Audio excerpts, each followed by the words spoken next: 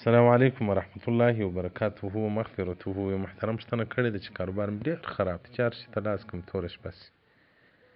ما ته یو داسې طریقه راوښیه چې الله جل جلاله ما ته رزق پراخ وسیع را نصیب کړي. محترمه که غواړئ چې رزق مو پراخ سي او وسیع سي نو دعاوې خپله هم کوئ، د بل څخه هم د دعا طلب کوئ. رزق یوازې په محنتو به ګټلو باندې لاسته نه راځي، بلکې یو څه دعاوې هم غواړي. نو بیا به زه خپل حالات هم در سره شریک کړم چې څومره اندازه ما دعاوې تجربه کړي دي.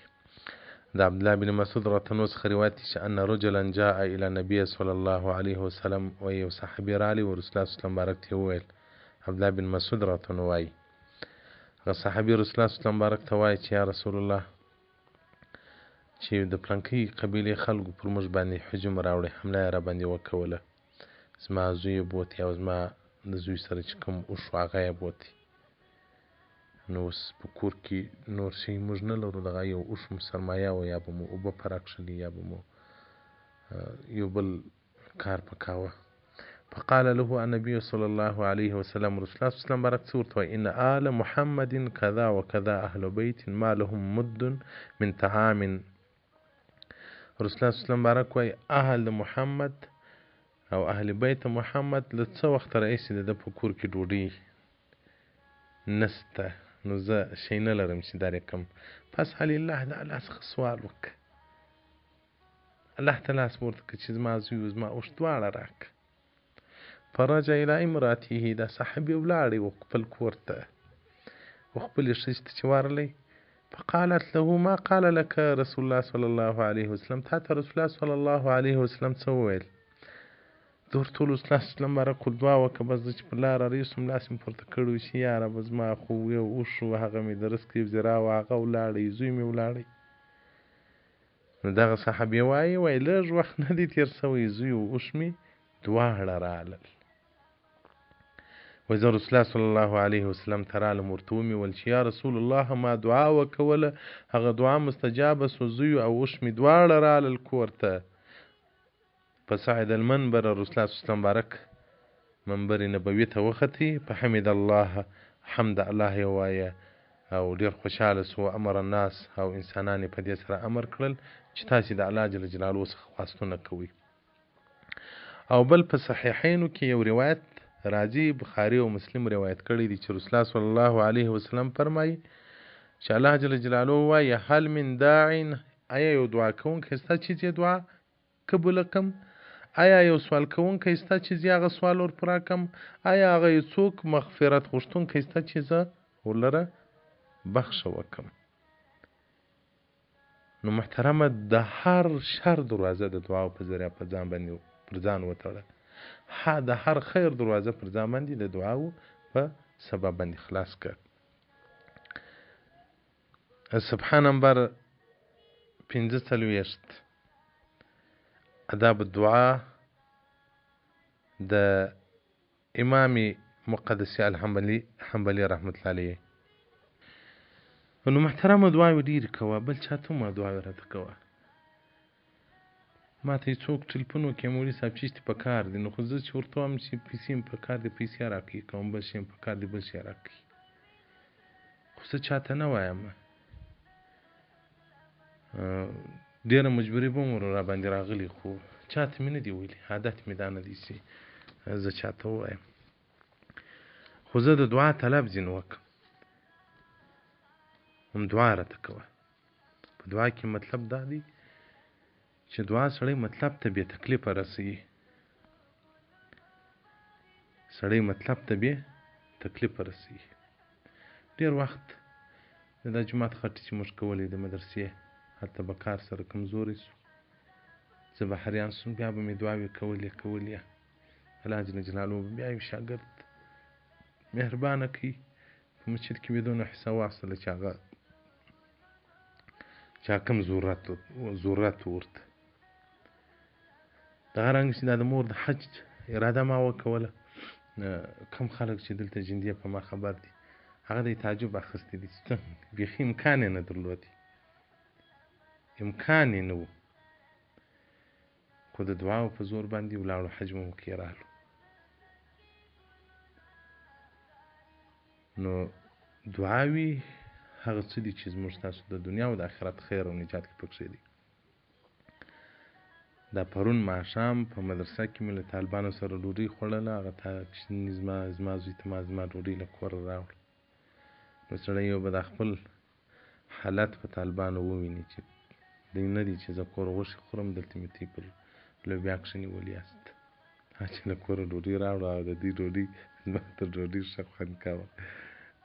پره مې پر خندل مال دوی نه دي چې زه کور غوښې وریجې خورم. زما هم دغه زندګي ده لکه دا تی ته چې کوم دال و لوبیا و پټاټه در برابروم، کور مې هم دغه ژوند دی. او حتی ماستې غوښې لا پرتې دي، ځکه په اختر کې ښایسته خان ورور ته د الله جنت فردوس ور نصیب کړي عیسی اختریان یې راستولې وه، هغه خوښې مور وساتلې. ماستې د اختر غوښې ستا زموږ دا نسته ختمې دي. نو وچه ډوډۍ د دوی کمه وه. نو ما هغه ناظم د مدرسې ته ما دا وچه ډوډۍ څه زیاته راوړئ، په دا غوړو که نه سو ماړه دا وچه ډوډۍ باندې خدای طالب مو وړي.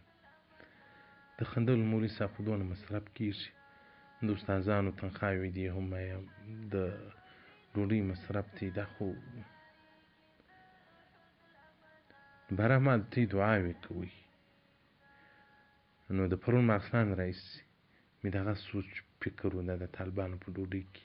نو به مې بې اختیاره دعا ته خوله وتم، الله ستا مخلوق تی راله غاړې کړی دي، تی یې موړ که، بې زحمته یې موړ که، ما مه په ستړې کوه. په ما کې دا توان نشته چې یو چا ته ووایم چې زما طالب وږی دی. نه سم ویلی، عادت مې نه دی. کم خلک، کم علما، کم محتمیمان که وایي هېڅ مشکل نشته ورپکښې، ځکه د بل د زوی دپاره که سړی یو چا ته ووایي د سړي نه غاړې بندېږي. خو زه خپله چا ته نه وایم. نو دا نن مازدیګر یو خوا ته په یو سفر باندې ولاړو، مولوي صاحب راسره دی پر لار باندې. ما ستا سره څه پیسې نشته در سره؟ ما جو پیسې راوکښې 300 وې که 3.5 روپۍ راسره وې. مال دی چې په لار باندې مشکلات پېښ شي، که موټر خراب شي یا تیل تمام کړي، دغه مال سرمایه راسره پرته ده. پر ده مې خندل، دول ما سره دغونه پیسې شته، دا تر دا دعاو پورې درته راځمه، دغه ځای درته یقیني کومه چې په دعاو باندې هغه څه کېږي چې زموږ په لاسو باندې هغه څه نشي کېدلی. دا اوس مسایل یې جوابولي. ورور الله جل جلاله دې د دنیا کارونه ور برابر کړي، الله دې د دنیا هر خیر ور نصیب کړي، الله دې جل جلاله دې ورځ قیامت ته رسول الله صلی الله علیه وسلم په محبینو کې د علماو په صف کې دې الله راپورته کړي له موږ سره. زنګ یې راته وویل چې مولوي صاحب ستا مدرسه شته که نشته؟ ما لوسته. نو وایي چې زه په چیش کې کومک کوم. ما په دا وچه ډوډۍ کې کوه، په دا وچه ډوډۍ کې موږ سره په ساه وي چې په نس ماړه سو، په وچه ډوډۍ نور شیان دې مال نه وي. دې الله جل جلاله درته خیر ورکړي، الله دې هر روپۍ په دنیا کې په کروړو ور بدله کړي، او په جنت کې دې الله هغه مقامات ورکړي چې الله جل جلاله یې صدیقینو او شهداو ته ورکوي، چې له ده سره دا احساس او دا درد پیدا سو. کنې ما په ټول ژوند ولکه یې ورته ویلې وای، نه مې دا عادت دی چې یو مرداري خورم د ځان دپاره، لا به هم بیا به زه نه زه چا ته وایم، نه مې عادت دی. دا چې په ده کې خپله دا احساس پیدا سو، دا فکر ورسره پیدا سو چې مولوي صاحب مدرسه لري، نه تجارت کوي، نه یو بزنس لري، نه یو کاروبار لري، نه یو ملایي لري، نو دغه طالب مې نو چیش خوري. نو بیا په هغه کې به زه خپله ونډه د ډوډۍ اخلم. مال الله دې د قبر په ښه در ولي. نو دا په دې خاطر مې دا واقعه در سره شریکه کړله چې په دعاو باندې کارونه برابر کړي، خپله هم دعاوې کوئ، اولادو ته هم دعاوې کوئ. زه کله کله دا کوچني ماشومان راسره وي، دا یوه لور خو په دا خبرو لا نه پوهېږم، تی لاس پورته کړي، نو بیا هغه څه کلمات یې ور وښیم، اوس یې اکثر راسره زده کړي هم دي چې زه د یوازې یو سره بیا هم زه دعا کومه، دا تورې را سره وایاست، کوم عربي تورې چې زه وایم همدغه ته هم را سره وایاست. نو مور ته هم دغه یم دعاوې راته کوه، انډیوال ته هم دغه یم دعاوې راته کوه، شاګرد ته هم دعاوې راته کوه. بعضې خلک دې تعجب کوي، مولوي صاحب تل موږ څنګه دعا غواړي. زه تر هر چا دعا ته محتاج یم. نو محترمه دعاوې ډېرې کوه، د شپې په تهجد راپورته سه لاس الله ته پورته کړه یا ربه د رزق خزانې خو ستا سره دي ستا په لاس کې دي ته ورته رزق راکړه ته خو ورته کاروبار برابر کړه الله په دې کاروبار دی برابر کړي خاورو ته به لاس ور واچوي هغه به زر شي والسلام علیکم ورحمة الله وبرکاته